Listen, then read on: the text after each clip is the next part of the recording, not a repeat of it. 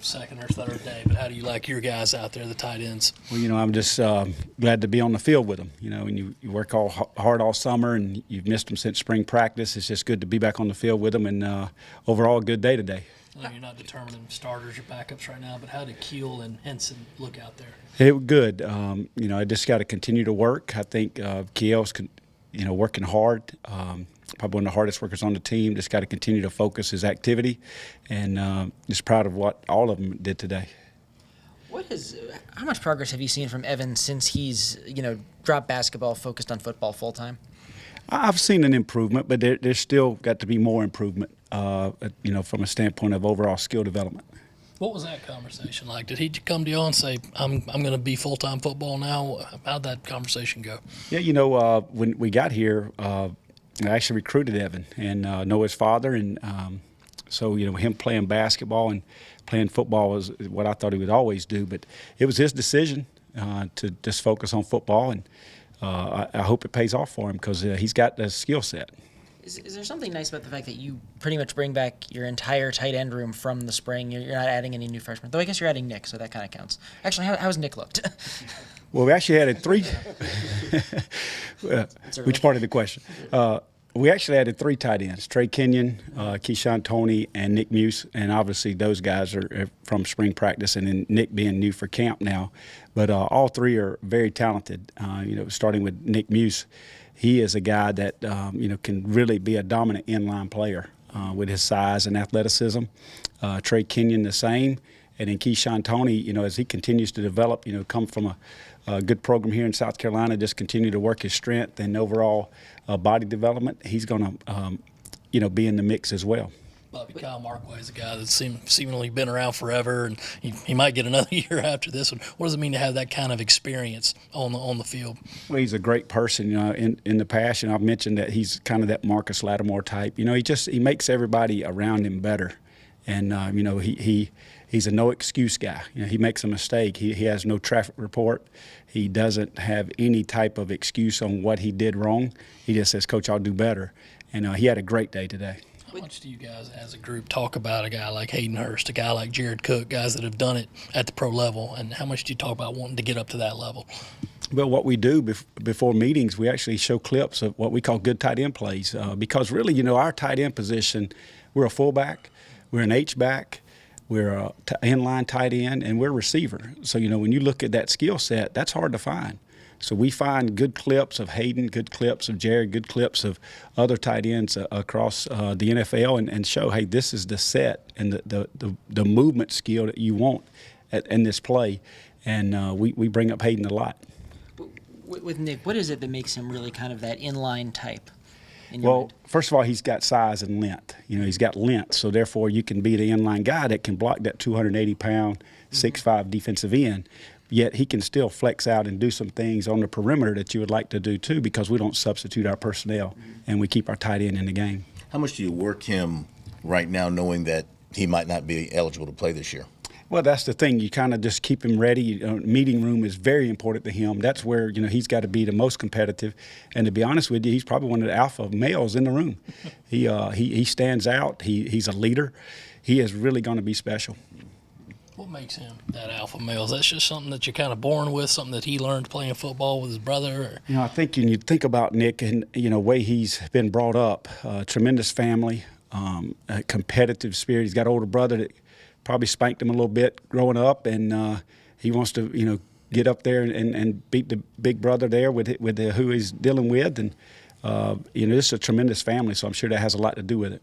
What's it been like watching Keel's journey, especially? I know a couple years ago, or I think before last year, he was a little frustrated not being able to play as much offense as he wanted to watch him grow into the player he is and be a number one guy potentially right now. Well, it's real special because, when we first got the job, there's a few of us on staff, and Coach Muschamp and I went down to see him down in South Georgia. So I know his family. I know his high school coaches. I know where he comes from. So it's very exciting to see his development and where he has come from. And I look forward to his future in his senior year. I hope it's a great one. What about his skill set makes you think that he could kind of develop into that frontline guy for you guys? Well, he's definitely a threat outside. And as he's gotten better with his footwork, he's, become a better blocker. But the thing about Kiel, he's a competitor. He's the guy you want on your team to go play basketball or to play, anything, volleyball, whatever we're doing. He's that guy that's competitive and got a little juice to him. Bobby, you've been part of a lot of football camps. What's the camp atmosphere like around here? I know it's kind of becomes a bunker and it's just all football. Is that something you guys enjoy? Yes, and I think, Coach Muschamp does a great job of building the culture of what we've got to do and sets the focus of being 1-0 and all the things that we have to do and the mentality of a so what, now what mentality. And it's all ingrained with our nightly meetings when Coach Muschamp leads those meetings. And, just fired up for the next day every time he gets in front of us. And he sets a good tone for camp.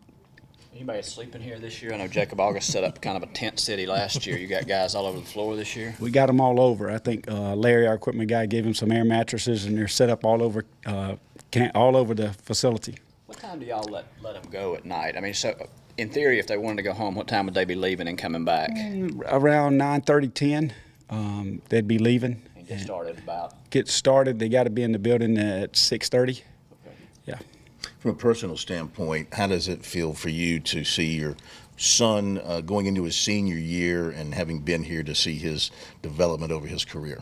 Well, it's great. It's amazing how things fly. Just 4 years ago, we were in Alabama and, sitting there, we got one son playing at Murray State and one son playing over in Italy, and, you're just kind of rocking along. And then all of a sudden you got another son in Miami, one in Troy, and now it's his senior year. And you sit around with your wife and you sit there and you think you only got 2 left in the nest, and they're 9th graders. And you don't see Chase anymore. He's in Miami. You don't see Schuler. He's down in Alabama. And now the window with Jake is closing. And as a parent, you just cherish every single moment. Used to, I'd walk by the quarterback room if he was in there and just say hello. Now I kind of spend a 5 or 6 seconds with him just to say hey, and he'll walk by the office and stick his head in. So I think he sees it, that window's going down, because as a parent, once they graduate from college, it's almost like you don't see them much. And it's kind of hit me like a ton of bricks with all of them kind of being gone here lately. Do you see the maturity level in him from where he was when he first got here, considering he got here at a time when he should have been a senior in high school? Yeah, he's matured a lot, but he's a good boy. And, what I've seen is, he's gotten quicker. He's worked harder in the off-season program and got stronger. And I've seen a difference out on the field. So hopefully it pays off for him. Brooks and Emily playing high school sports? Yeah, Brooks plays at River Bluff. He's a quarterback and a basketball player, a real good basketball player, and then Emily plays volleyball. So we're happy here. How tough is it for you and Paulette to kind of say going to this that night and then try to get to the game Saturday? It's hard. I'm trying to figure out all that they're doing. I know Brooks had practice this morning, and Emily just had tryouts. So things just are always spinning, and it's funny when now we're only dealing with 2. It's a lot different at the house. So Emily's not a quarterback. That's the end of the line. No, she probably could be one. You guys have a lot of options at the tight end spot. How deep can a team sort of go in that position? Can you go 3-4 deep, or do you kind of just like to stick with a little bit tighter group? I think anytime you don't ever turn down a good tight end, a good wide out. And I've learned that from Coach Muschamp. So as deep as we can get the tight end room, the better. The deep we can get that wide receiver room, the better. And I think that's a good thing for us. What has the transition been like for you personally, going from running backs to tight ends? Well, it's been a good thing for me. It's kind of rejuvenated me. I've always been a quarterback guy my whole career, and then coaching running backs was really good for me, because now you mix in the run game and the passing game. But now with a tight end, it's a little bit of that quarterback mentality in the meeting room, especially because at the bottom line at running back, you better have a guy. You better have a guy that you can hand the ball and make somebody miss, regardless of your coaching. And at tight end, I think you may, as a coach, be involved even more.